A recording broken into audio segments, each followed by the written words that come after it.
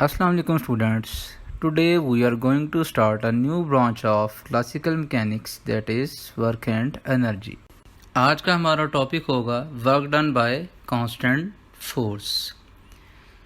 सबसे पहले आज के लेक्चर पे एक नज़र कि आज हम कौन कौन से एरियाज़ को कवर करेंगे। फोर्स।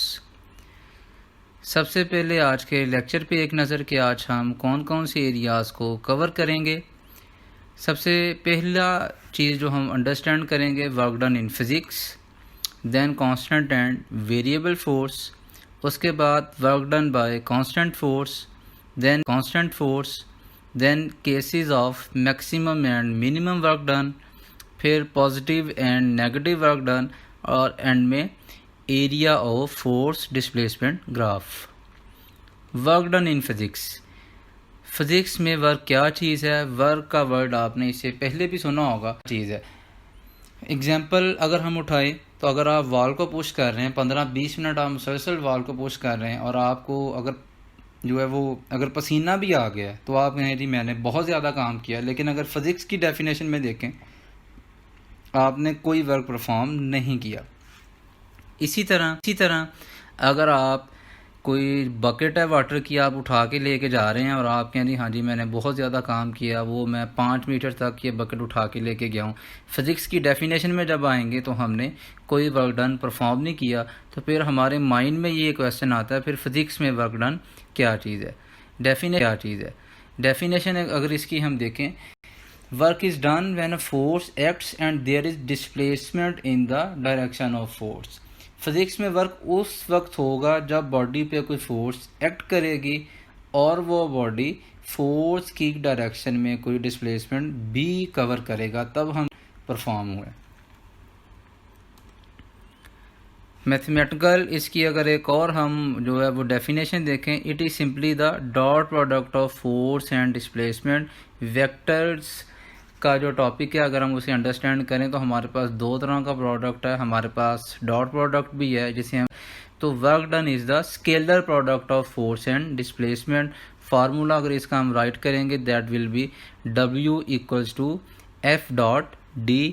एस यूनिट इसका है जी जूल, और ये एक स्केलर क्वांटिटी है।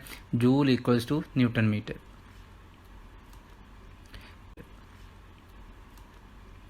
कांस्टेंट एंड वेरिएबल फोर्स, ये हम कॉन्सेप्ट क्यों अंडरस्टैंड कर रहे हैं? क्योंकि हमारा आज का टॉपिक ही यही है, work done by constant force. तो हमें ये उससे पहले ये अंडरस्टैंड करना पड़ेगा कि कांस्टेंट फोर्स कौन सी फोर्स है, फिर वेरिएबल फोर्स कौन सी फोर्स है। तो एक फोर्स को हम कांस्टेंट कहेंगे if its magnitude and direction remains constant with time. ऐसी फोर्स को हम कांस्टेंट फोर्स बोलेंगे जिसका मैग्नीट्यूड और उसकी सिमत, ये दोनों चीज़ें कांस्टेंट रहें, ये दोनों चीज़ें तब्दील ना हों। ऐसी फोर्स को हम ग्रेविटी की फोर्स अर्थ की सरफेस के करीब कांस्टेंट कंसीडर की जाती है, इसलिए क्योंकि इसकी direction always toward the centre of the earth होती है और इसका जो मैग्नीट्यूड है वो अर्थ की सरफेस के करीब रिमेन्स कांस्टेंट। तो इस फोर्स को हम कांस्टेंट फोर्स बोलते हैं। अगर वेरिएबल फोर्स की बात करें, a force is said to be variable if its magnitude और डायरेक्शन और बोथ चेंज विद टाइम। ऐसी फोर्स को हम वेरिएबल फोर्स बोलते हैं जिसका मैग्नीट्यूड या सिमत या इसकी दोनों चीज़ें अगर तब्दील हों, तो ऐसी फोर्स को हम बोलेंगे variable force. Elastic spring force की अगर हम बात करें तो ये फोर्स वेरिएबल फोर्स है। ये फोर्स क्यों वेरिएबल है? क्योंकि जितना ज़्यादा डिस्प्लेसमेंट हम इसमें लेके आएंगे उस जो है वो स्प्रिंग में, तो फोर्स भी उतनी ही ज़्यादा इंक्रीज़ होगी। इसी तरह नॉर्मल फोर्स भी वेरिएबल फोर्स है। Work done by constant force.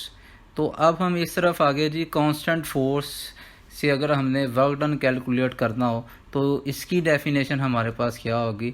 It is the product of the magnitudes of the displacement and the component of the force in the direction of displacement. ये हमारे पास product है, किस चीज़ का product है? Displacement के magnitude का और फोर्स के उस कंपोनेंट का जो कि डिस्प्लेसमेंट की डायरेक्शन में होगा।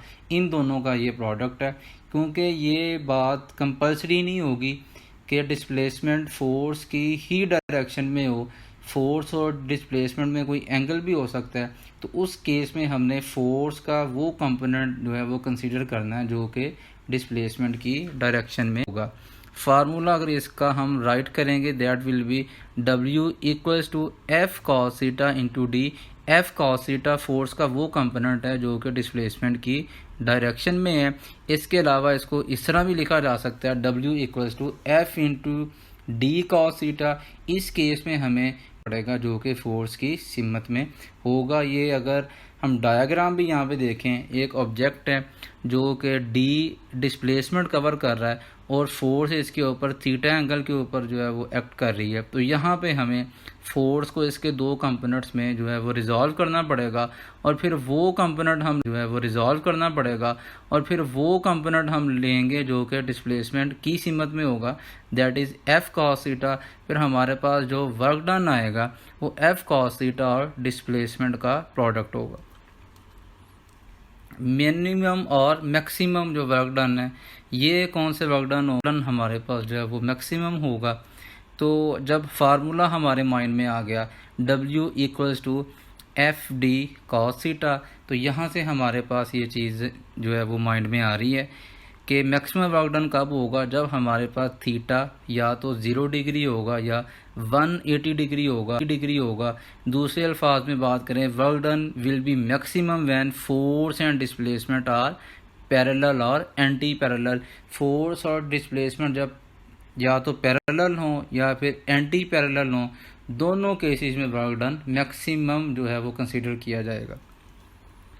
W equals to minus F T, दोनों तरह हम इसे देखेंगे। दोनों माइनस साइन यहाँ पे ये नहीं बताएगा कि वर्क डन कम हो रहा है, या माइनस साइन क्या बताएगा, इसे आगे हम इंशाल्लाह इस चीज़ को देखेंगे। तो अभी तक के लिए ये चीज़ हमने अंडरस्टैंड करनी है, that is work done maximum है जब कि हमारे पास फोर्स और जो है वो डिस्प्लेसमेंट सेम जो है वो डायरेक्शन में या फिर ऑपोजिट है। दोनों केसेस में वर्क डन मैक्सिमम है। दूसरी तरफ अगर जो मिनिमम वर्क डन की अगर हम बात करें, तो वर्क डन हमारे पास मिनिमम होगा जब के फोर्स और डिस्प्लेसमेंट परपेंडिकुलर होंगे। इस केस में थीटा हमारे पास जो है वो 90 डिग्री होगा, कॉस 90 0 आएगा, वर्क डन विल बी 0।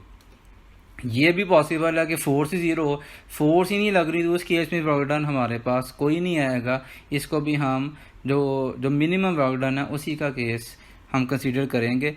ये भी पॉसिबल है कि डिस्प्लेसमेंट ही 0 हो। अगर आप वॉल को पुश कर रहे हैं और वॉल मूव ही नहीं कर रही है, तो इस केस में फोर्स अप्लाई हो रही है, डिस्प्लेसमेंट जो है वो 0 है। इस केस में वर्क डन मिनिमम होगा, कोई वर्क डन परफॉर्म नहीं होगा। मिनिमम और मैक्सिमम वर्क इसके केसेस को अगर हम वो डायग्राम्स में देखें, तो फर्स्ट जो डायग्राम है इसमें एक स्टूडेंट बुक्स उठा के लेके जा रहा है, तो इस केस में कोई वर्क डन नहीं होगा, क्योंकि फोर्स उसने ग्रेविटी की फोर्स के अगेंस्ट अपवर्ड जो है वो अप्लाई कर रहा है। डिस्प्लेसमेंट हॉरिजेंटल है, तो एंगल जहाँ पे हमारे पास जो है वो 90 डिग्री है, वर्क डन होगा जी 0।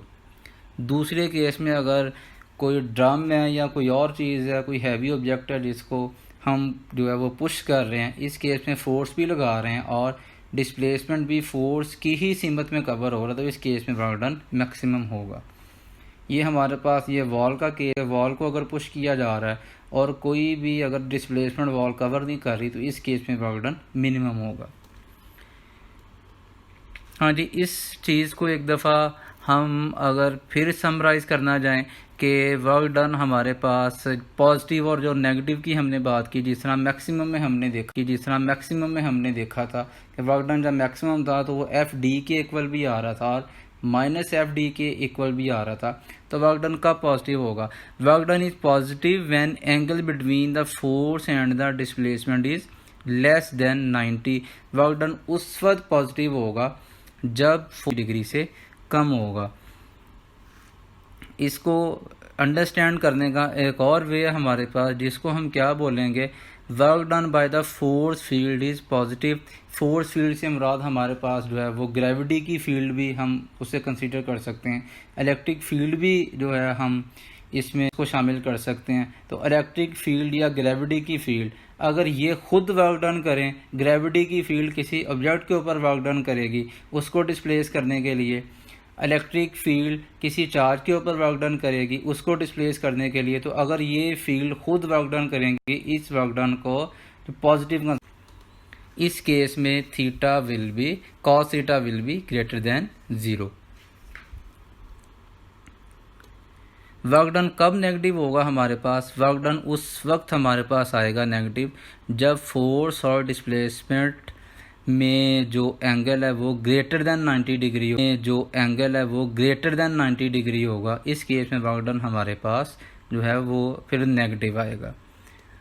इस चीज़ को इस तरह भी अंडरस्टैंड किया जा सकता है, work done against the force field is negative.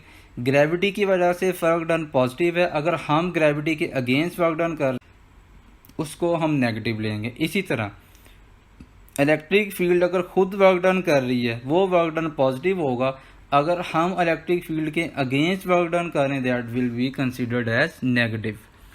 इस केस में cos theta will be less than 0, cos theta की वैल्यू 0। इसमें area of force displacement graph, ये जो हमारा लास्ट जो कंसेप्ट है इसी की कंटिन्यूशन पे हमारे पास आगे 2-3 लेक्चर्स आएंगे।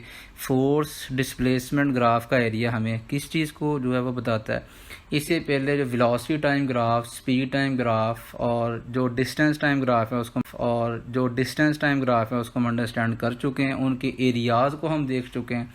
तो यहाँ पे जो एक चीज़ हमने अंडरस्टैंड करनी है, area under the force displacement graph gives us the value of the work done. Work done की वैल्यू अगर फाइंड करना हो तो हम सिंपली क्या करेंगे, फोर्स और डिस्प्लेसमेंट का ग्राफ ड्रा करेंगे और उस ग्राफ का एरिया फाइंड कर लेंगे, वो एरिया हमारे पास वर्क डन के इक्वल आ जाएगा। अगर वर्क डन और डिस्प्लेसमेंट पैरेलल ना हो हमारे पास, उस केस में हमने क्या करना है, उस केस में हमने फिर ग्राफ ड्रा करना है एफ कॉस थीटा और में, क्योंकि उस वक्त हम फोर्स को उसके कंपोनेंट्स में रिजॉल्व कर लेंगे और कंपोनेंट्स में रिजॉल्व करने के बाद हमें वो कंपोनेंट रिक्वायर्ड होगा जो कि डिस्प्लेसमेंट की डायरेक्शन में होगा, that will B F cos theta. फिर एफ कॉस थीटा और डिस्प्लेसमेंट का हम जो है वो ग्राफ ड्रा करेंगे। ये एक डायग्राम में भी देखा जा सकता है।